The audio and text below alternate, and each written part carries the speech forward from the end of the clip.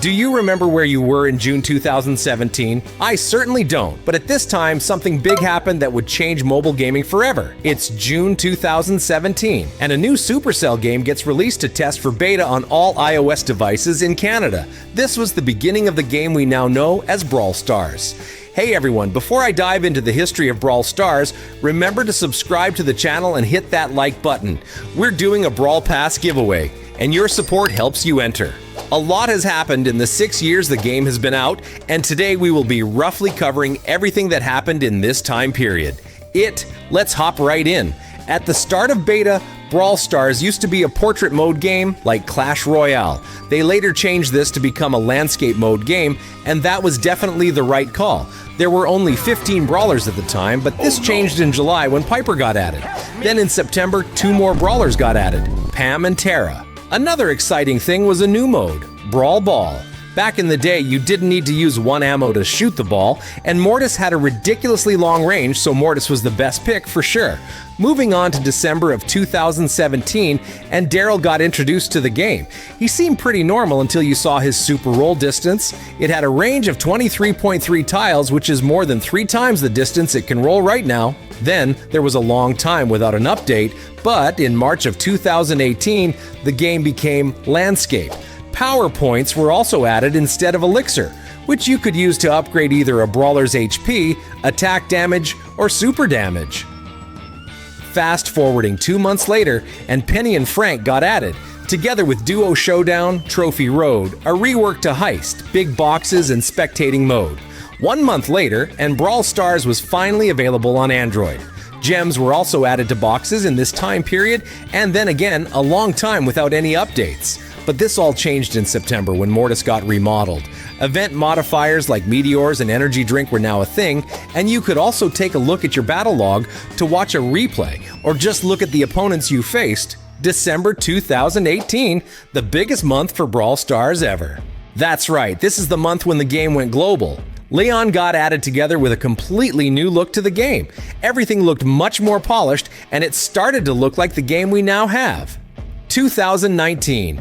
Supercell started off the new year hot with the introduction of Gene. One small problem, every time Gene used his super, the game would crash. In February, Carl got added, together with the game mode Siege and a couple of new skins.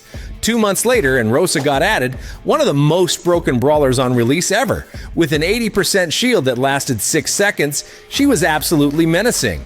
4 days after she got released, an emergency nerf was given to her. Some more stuff happened this month, including a bow remodel, training cave, and you could now watch the highest trophy games in the world with Brawl TV. Then in May, BB got added. Another month later, and a new thrower was introduced to the game. That's right, it was Tig. Together with a Terra remodel, second star powers, star points, and the star shop, was this one of the biggest updates of the year. Back in the day, there were only 20 ranks. But in August of 2019, this all changed. 15 new ranks were here, together with a Piper remodel and a new brawler, 8-Bit. 8-Bit had such a broken star power that when he died, he respawned with full HP. This made it so Supercell tried to balance it, but in the end they gave up and replaced it with the star power we now know as Plugged In. Moving forward to September and the 4th ever legendary brawler got added, Sandy, El Primo got remodeled, and there were 2 new game modes, Takedown and Lone Star.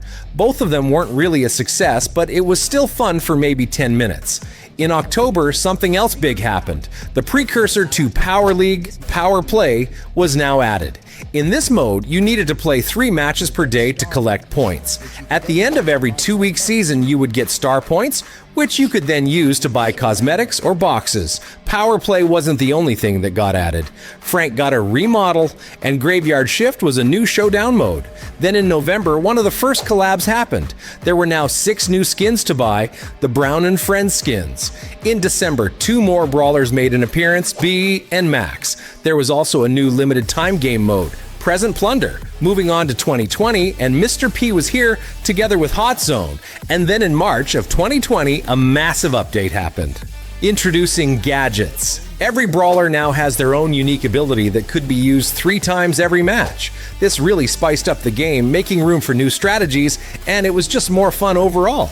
Gadgets alone were already huge, but with the removal of tickets, which you could use to play the weekly events like Big Game and Robo Rumble, and a collab with PSG, this update seemed to be the biggest of the year. Only 2 months later, and probably the biggest Brawl Stars update ever happened. The Brawl Pass got added, a new way to progress which had tiers, a new brawler, skins, and so much more. Hot Zone got revamped, Gale and Nani were added, together with pin packs, quests, and a PAM remodel. Then in July of 2020, the second ever Brawl Pass season came. Surge was now here, together with a new weekend mode called Super City Rampage. You basically fought a Godzilla ripoff that chomped buildings.